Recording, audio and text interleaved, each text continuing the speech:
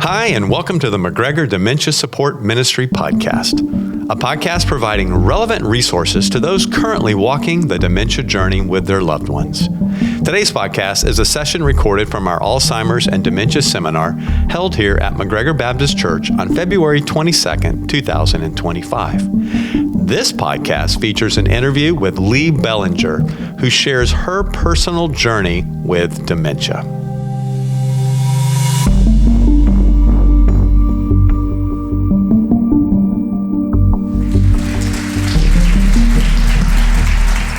Is memory screening important? Why is that early detection important?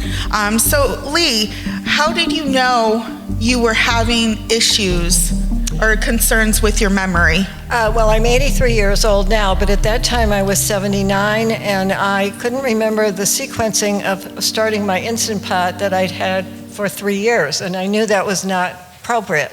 So I just seen a presentation on memory screening, and I decided to have a memory screening at the Neuropsychiatric Research Center in Southwest Florida.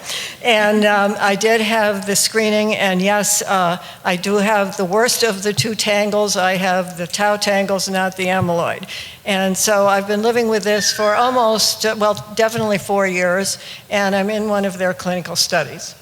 Thank you, Lee. And Lee is such an inspiration. I've had the opportunity this past week to spend a majority of the day with her, and she just was a joy, and just hearing her story and just getting that baseline to check in with ourselves. You know, I always say, listen to our body. If you don't feel good or you feel something is off, check in with ourselves, check in with our doctors, because it may be nothing, but if it is something, you're getting that early detection and being able to see what the next steps are. So, and Lee, why would you say early detection is so important?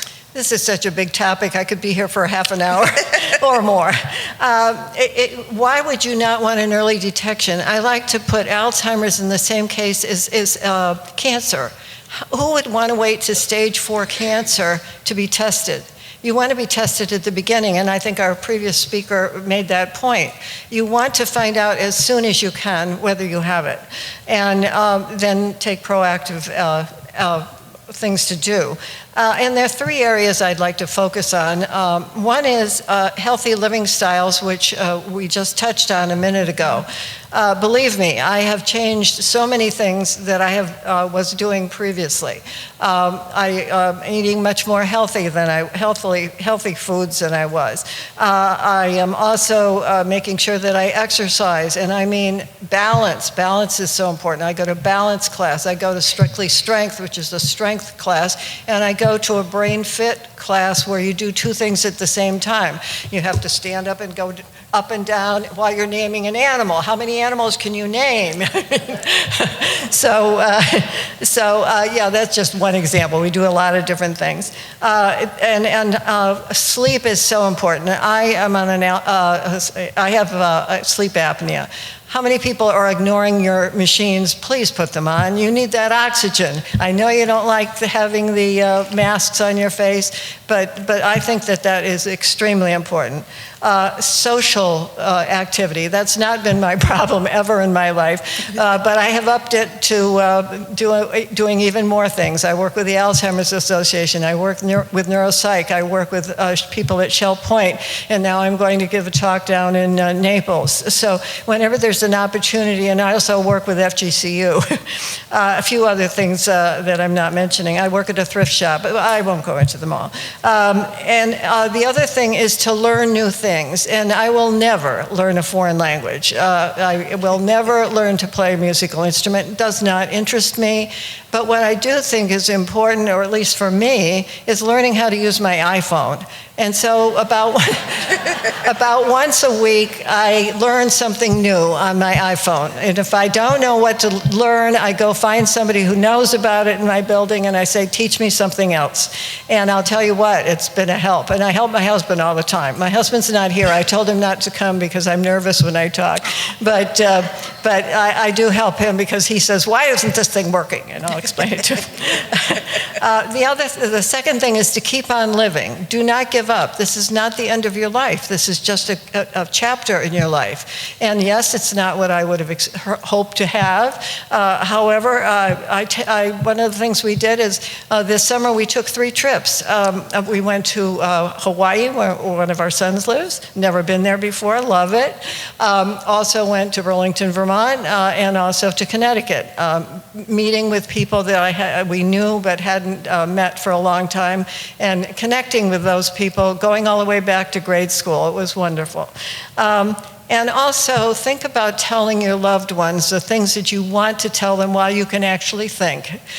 You may not want to tell them directly, but if you write it down, I've been writing to them as well, and of course doing FaceTime. But yes, I think those are important. And now I'm going to give you a bad one, and that's finances. What happens when something happens to me and I know where the passwords are, or I know where how to get into the safe deposit box, or maybe we haven't made end-of-life choices, and our kids say, well, I didn't know she wanted to be cremated or not. What am I going to do? Too late.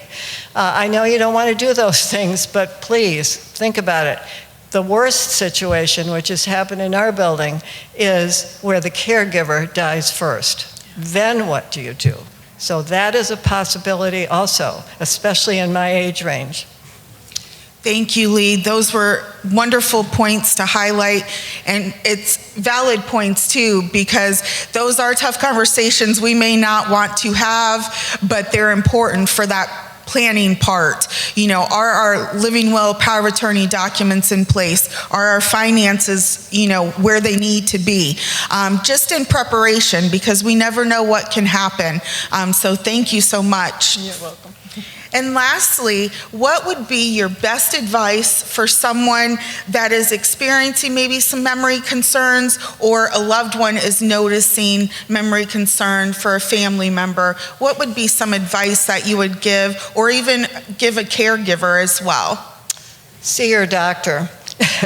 But again, as was just pointed out, your doctor may have 20 minutes with you twice a year. And your doctor is usually a general practitioner who may not, memory care may not be on the first thing they're going to be talking to you about. They're going to be talking about heart or cancer or who knows what. So you have to remind them. And if they aren't giving, maybe they ask you 3 words. Well, who can't remember 3 words? I mean, you can remember that for a really long time. So just tell them that you're concerned, and follow this up with some of the options that are right here. Your facility, would you just say a little bit about that? Sure, Lee. With Lee Health, we have a memory care clinic, so we assess and diagnose if anybody has any memory concerns. We're able to assist with that, as well as the testing that is involved. And then, of course, there's a neuropsychiatric research center that does free memory screening. And then if you do find out that you have Alzheimer's, it gives you the option of going into a clinical study. I'm in a clinical study, which hopefully is removing that tau, or I'm just ignoring it. I don't have time for tau, so I just don't worry too much about that. But as far as concerns of your loved ones, I do believe that memory screening is very important even before you have symptoms. It's just like anything else. You'd want to have a baseline, just like you do for your PSA and your mammogram. Just start doing that regularly every year, and then follow your gut and your brain, what you think is happening. And sometimes you have to convince these doctors that there's something wrong. I really begged a few people to follow up on my case, and fortunately I found out.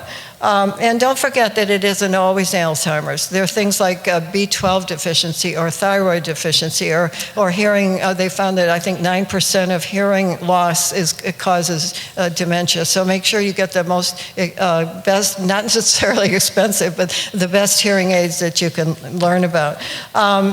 Seek the appropriate treatment. There's also a place in Bonita Springs that does memory. You know anything about that? They're called the Memory Treatment Center. So they do also provide assessing and diagnosing. So they are definitely a good option as well. And the other thing is stay positive. There's absolutely no advantage to being negative about this diagnosis. It's there. It's not something you want to have, but being negative only makes you sicker. So just don't do that. Ignore it. You start doing all these things that we've been talking about. And my diagnosis has helped me appreciate life. I'm 83. If I live another 4 years anyway, that's a gift. It's a gift already. I'm over half the population that my age are not here anymore. So,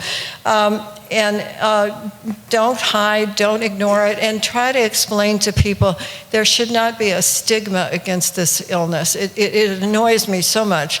I make sure that when I talk to my court where I live with 121 people and told them I had Alzheimer's, they kind of, didn't know what to do. I said, please do not treat me any differently than you treat me now, right now or before I said this.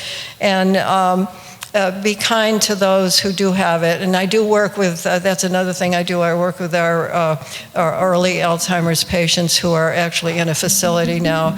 And they smile when I come in, and I'm just so happy to see that. That actually helps my endorphins. So it's not how long you live, it's how well you live. That's my motto.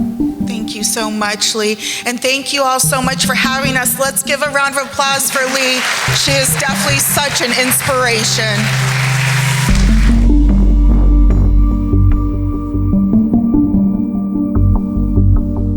Thank you for listening to this podcast.